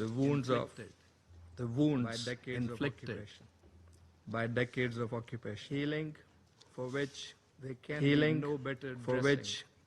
be no better dressing than justice and international law. That can start now. Healing that can start now with the ceasefire. We are in an endless war imposed by the occupier. Mr. President, it has now been 691 days of unrelenting tragedy. During this period, Israel has trampled every principle of international law and international humanitarian law with utter impunity. More than 62,000 Palestinians have been killed. Among them, over 19,000 children. And at least 10,000 women. Over 270 journalists. And over 360 UN aid workers. Civilian life has been deliberately and systematically dismantled. Even Israel's own military data, as reported in the international media, admits that 83% of those killed are civilians. How can this ever be justified? This cannot be collateral damage. This cannot be collateral damage. Mass carnage. It is today no place in Gaza is safe. Today, no place in Gaza is safe. Yet the indiscriminate military onslaught continues. Israel is confronted with no real consequences for its actions. Hospitals, schools, nothing has been spared. Homes, nothing has been spared. The world is now witnessing live stream of killing and rescue workers. The strikes on the Nasser medical complex were appalling and condemnable. Yet, yes, they are tragically familiar. Part of a grim pattern. There are those who shield Israel and try to silence this council into inaction. Is complicity. What else? In fact, complicity. Impunity has become Israel's shield. And this council's silence, its enabler. The occupying powers apologists must introspect and objectively assess the consequences of their policies. President, As if bombs were not enough. Mr. President, as if bombs were not enough. Hunger is now a weapon of mass destruction. The latest IPC analysis confirms in Gaza City. Famine is now present in Gaza City, threatening over half a million people. The use of starvation of civilians as method of warfare may constitute a war crime. Undersecretary General Tom Fletcher rightly observed. Strong words. And those are strong words. They need to be repeated in this council. And it is a famine we could have prevented. It is a famine we could have prevented. If we had been allowed. Food stacks up at borders because of systematic obstruction by Israel. It is a famine in 2025. 21st century famine. A 21st century famine. President, it is not by negating. President, it is not by negating and pressurizing the United Nations and its senior officials, or by denying the findings and rejecting the findings of the ICJ and of global human rights and humanitarian organizations by silencing the media that we can move forward. It is only by accepting the reality. That we can build peace. Pakistan condemns Israel's so-called military operation and planned full occupation of Gaza City, which is nothing but a blueprint for further humanitarian catastrophe, threatening to displace once more up to 1 million people. Simultaneously, annexation in the West Bank and East Jerusalem continues unabated. The E1 settlement plan is a deliberate attempt to bury the two-state solution. We strongly condemn this action, which constitutes a clear violation of international law, including Security Council resolutions. The combined effect of mass killing, famine, displacement, settlements, and destruction of habitable land leaves no ambiguity. This is a campaign of ethnic cleansing. The Organization of Islamic Cooperation at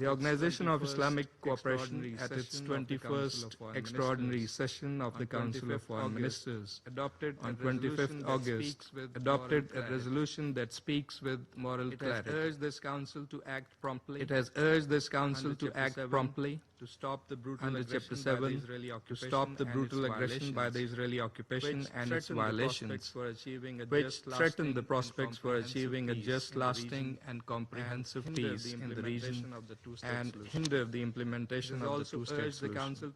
It has also urged the Council to hold Israel, the occupying power, accountable for all crimes and violations that clearly breach international law and international humanitarian law.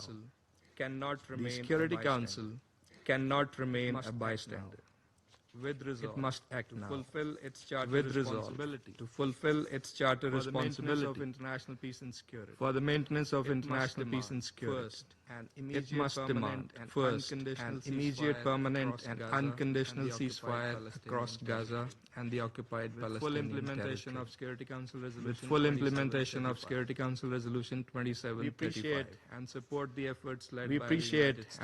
the efforts led by the United States, Egypt, and Qatar, and hope these will result in an early ceasefire. Second, an immediate and unconditional lifting of all restrictions on the entry of humanitarian aid into Gaza and its safe and unhindered distribution to the population in need of such assistance, as well as the restoration of all essential services. Third, release of all hostages and exchange of Palestinian prisoners. Fourth, a halt to Israel's declared intent to occupy Gaza City. And fifth, an end to forced displacement, illegal settlement, expansion, and annexations in the West Bank and East Jerusalem. Mr. President, lasting peace requires a credible political horizon, grounded in international law, one grounded in international law, leading to the realization of a sovereign, viable, and contiguous Palestinian state based on the pre-1967 borders, with Al-Quds al-Sharif as its capital.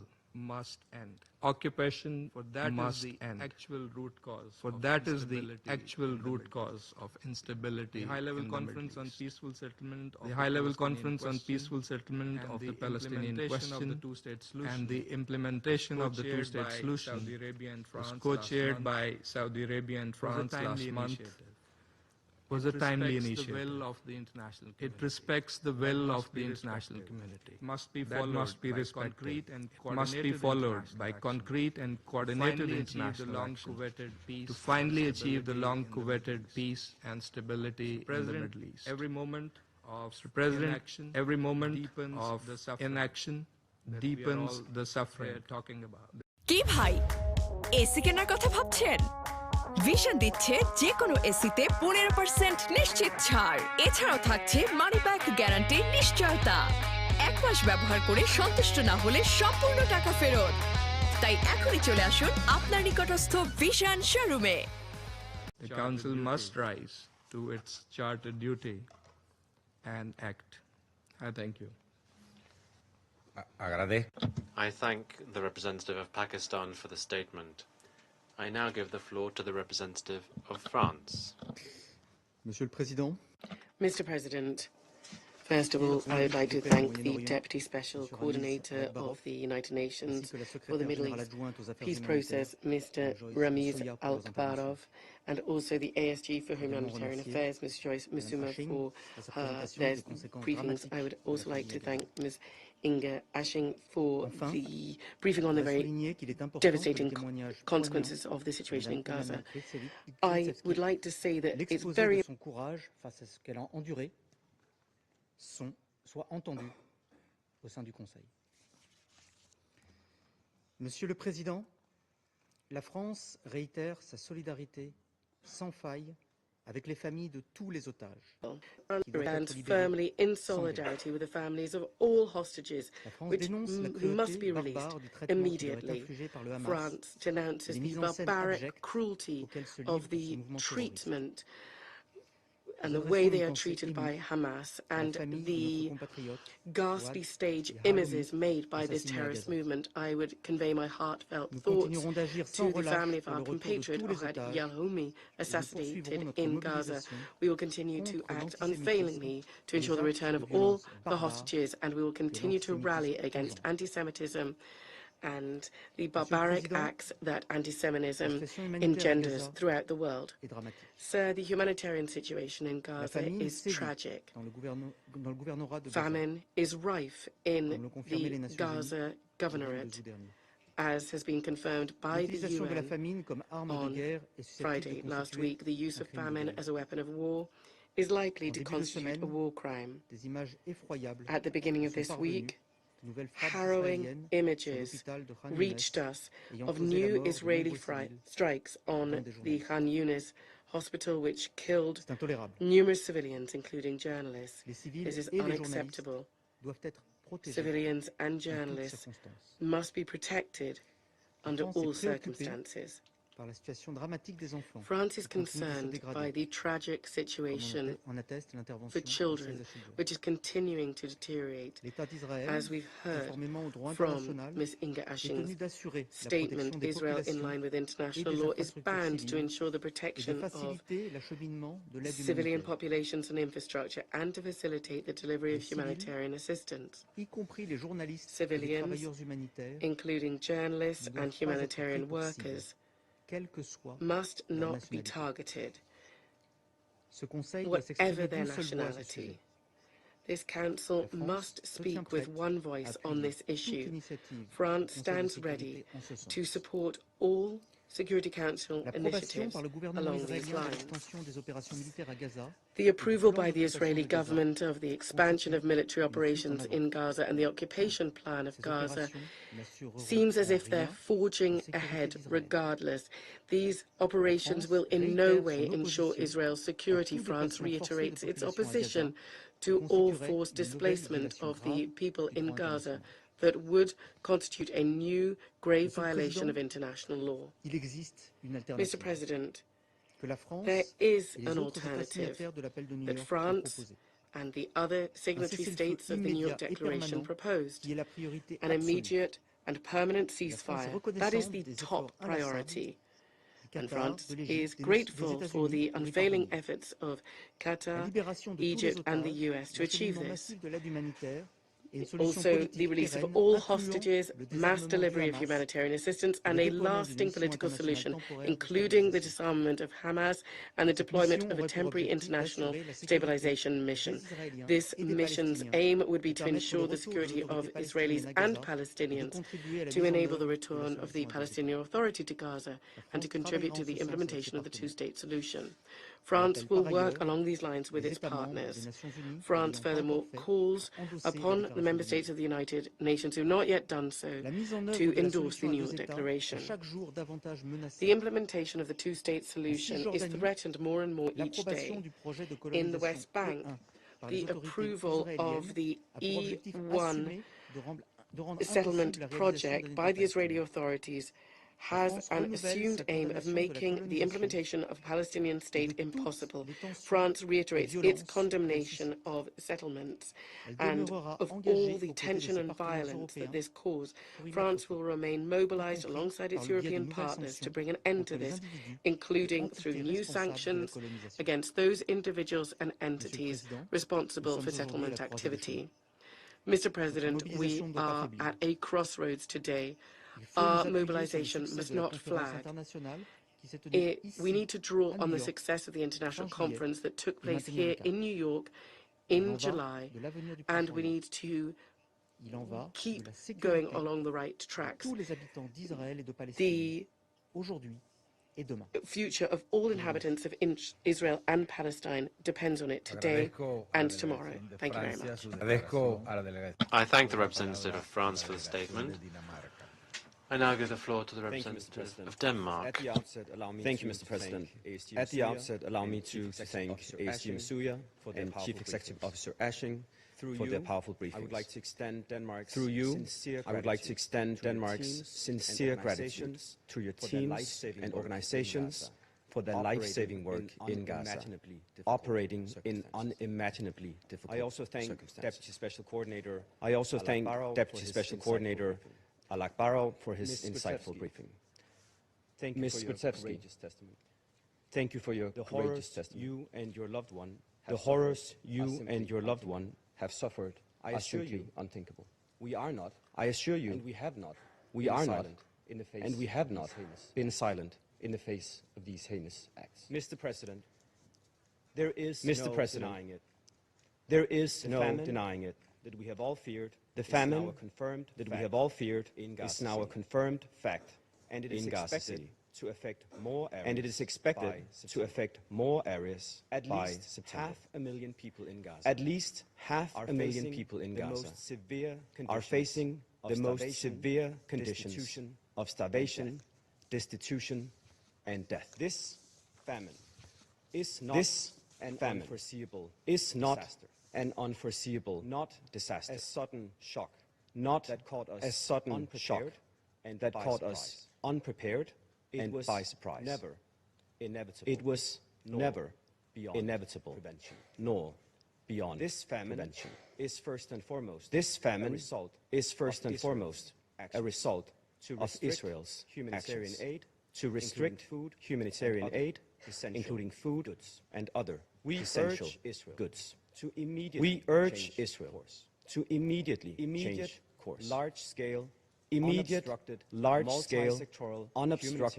multi-sectoral humanitarian assistance is critical to avert further destitution, starvation, and death. Immediate and decisive action will save lives. Mr. President, we are deeply shocked by another attack on a medical facility in Gaza, namely the Nasser Hospital in Khan Younis this Monday. Civilians, health workers, and journalists must be protected. In order to lessen the enormous pressure on Gaza's health facilities. We call for the resumption of medical evacuation corridors from Gaza to the West Bank, including East Jerusalem. We call on Israel Additionally, we call on Israel to lift restrictions on essential medicines and medical equipment to Gaza that are currently denied on the grounds of being dual use. Including humanitarian workers and UN personnel, as well as civilian infrastructure, must be protected by all parties in accordance with international humanitarian law. The full-fledged UN humanitarian aid system must immediately and unconditionally be allowed to return. Due to Israel's new restrictive registration requirements, essential international NGOs may be forced to leave imminently, which would further worsen the already catastrophic humanitarian situation. We repeat our call on the government of Israel to provide authorization for all international NGO aid. Humanitarian aid must cease to be politicized and used as a political bargaining chip in Gaza. Mr. President, in the midst of this catastrophic situation, a military campaign targeted at Gaza City is being launched by Israel. We condemn which will only lead to more unbearable suffering for the civilians of Gaza City. We urge Israel to halt this operation. Mr. President, Denmark reiterates its firm condemnation of the heinous terrorist attacks on 7 October 2023 perpetrated by Hamas.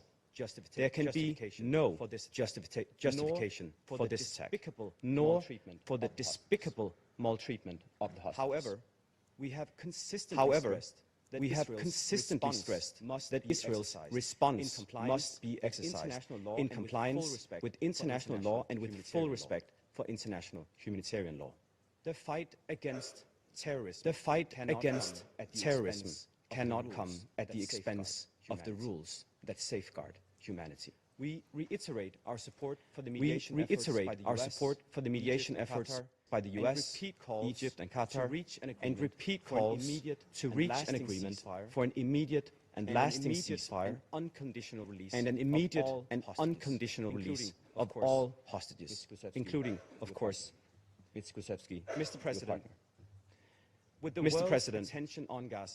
With the world's attention on Gaza, Israel has decided to approve the E1 settlement plan that, if implemented, will divide a Palestinian state and thereby undermine the two-state solution. Denmark strongly condemns this decision, which is taken in the midst of deeply unsettling reports of intensifying violence, intimidation, and land grabbing in the West Bank. Mr. President, in closing, we need initiatives that bring us closer to the two-state solution, not further away from it. We need initiatives aimed at lasting peace and security for both Israelis and Palestinians. Denmark stands ready to support such initiatives and reiterates our steadfast commitment to the two-state solution as the only viable solution for peace in the Middle East. I thank the representative of Denmark for the statement. I now give the floor to the representative of Somalia. Thank you, Mr. President.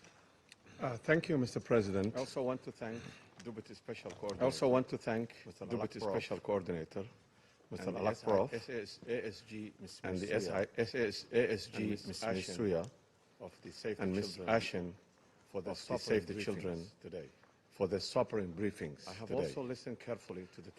I have also listened carefully to the testimony of Ms. Ilana Gursky and sympathize with the suffering endured by her and by all the families in this conflict. Mr. President, we are gravely concerned by Israel's recent announcement to impose total military control over the entire Gaza Strip, as well as the expansion of the new settlement in East Jerusalem.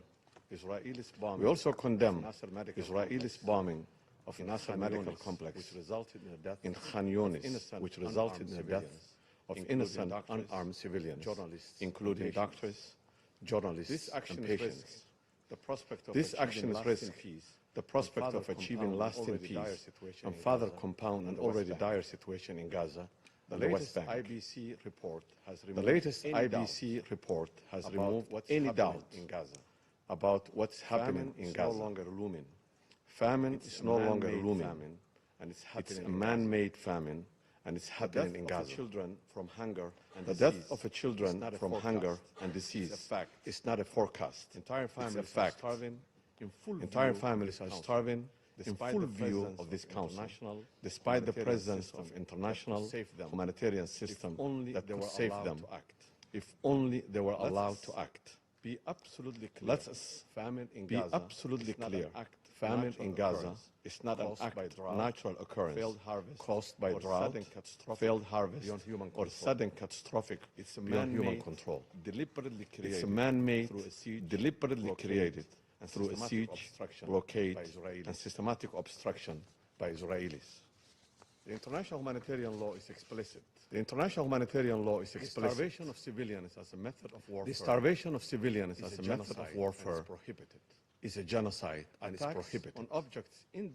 Attacks on objects indispensable to survival, food stocks, agriculture, water systems, agriculture, medical facilities are prohibited under international humanitarian law. The Fourth Geneva Convention requires the occupying power to ensure the welfare of the civilian population under its control. Mr. President, Somalia stresses the following points. First, a blockade must be lifted, not partially, not temporarily, not heroically, but fully and immediately. Every day of a delay means more children are buried, more families are lost. Crossings must be open and kept open. Second, humanitarian access must be sustained, predictable at scale. 8 convoys carrying fuel, medicine, and essential goods must be allowed to flow without arbitrary inspections, delays, or denials. Third, civilian and civilian infrastructures must be protected. Hospitals, bakeries, water networks, schools are not legitimate targets. Fourth, we call for an immediate and unconditional ceasefire and reiterate our call for an immediate release of civilian hostages and detainees. Mr. President, the images and reports coming from Gaza are not abstract. They are skeletal children without access to therapeutic food. They are mothers unable to produce milk for their newborn because they themselves are starving. They are hospitals turned into morgues because generators have run dry. This is the daily reality of the people deliberately held hostage to hunger as a collective punishment, which is a clear violation of international humanitarian law. What we are witnessing is not security. It's a collective punishment, and it's a genocide. Mr. President, we call on this Council to act with urgency and clarity. Demand the immediate lifting of the blockade. Ensure full, safe, unhindered humanitarian access by all routes and means. Protect civilians and humanitarian workers without exception. Call for an immediate and permanent ceasefire. And recommit to a political process that ends the occupation and delivers a just and lasting peace in Middle East. Somalia reaffirms its unwavering support for the inalienable rights of the Palestinian people, including the right of self-determination to establish an independent, sovereign state of Palestine on the borders of 1967, with Al-Quds Sharif as its capital, in accordance with the relevant UN resolutions and the Arab Peace Initiative.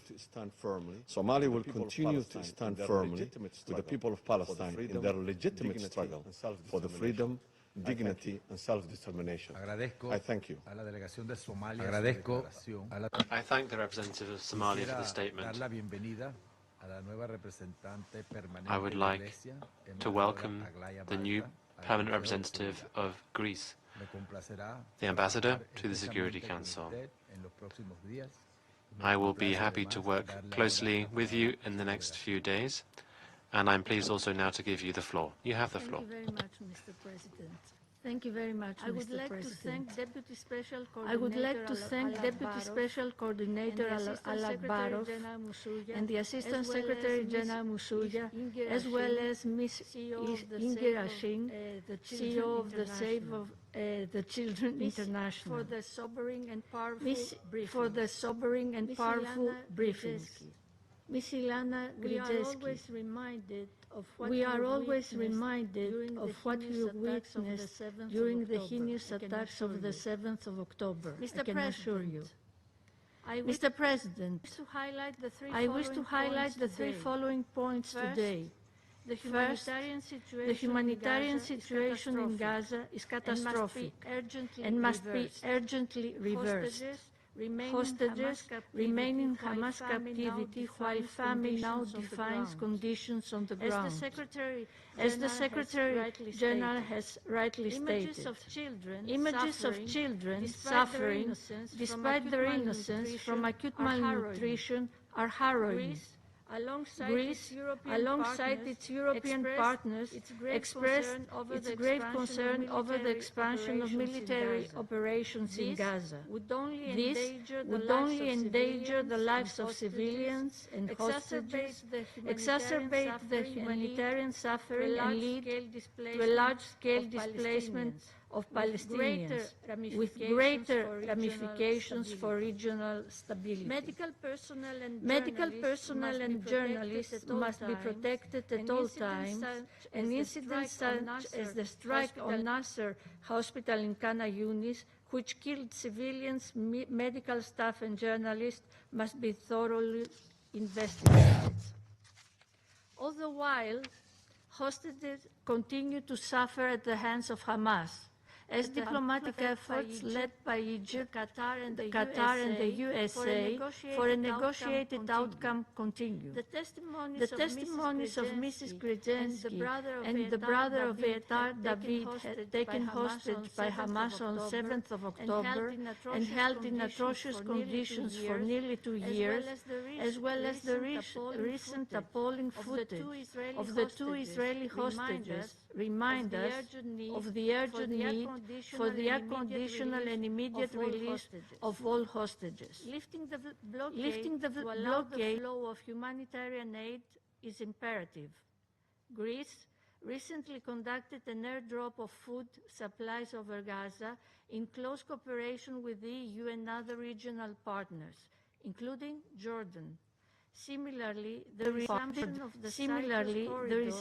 of the Cyprus corridor, a critical component of the humanitarian pipeline, will hopefully expedite the delivery of aid into Gaza.